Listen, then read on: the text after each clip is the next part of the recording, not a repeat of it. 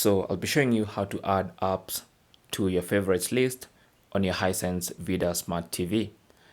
Now on the home page, this row of apps is the list of your favorite apps, but obviously there are more apps installed on this TV.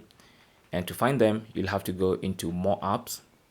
And here you can see your favorites. These are the ones that are in that line on the home page. And these are the extra apps, more apps, okay?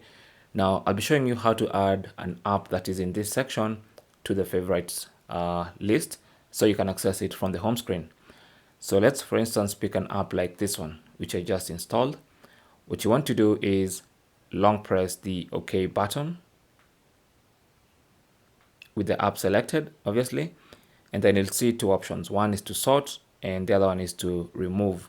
So select sort, press OK, and then now, as you can see, I can use my remote and move this app around, and now I can move it up where I can see it clearly. Then when I position it the way I want, I'll just press OK, and that's it. So now when I go back to the home page and scroll through my list of apps, I should find my app there, okay, among the first apps, exactly where I placed it. That is basically how to move apps to the favorite section on your Hisense VIDAA Smart TV. Thanks for watching. Comments and questions down below, and good luck.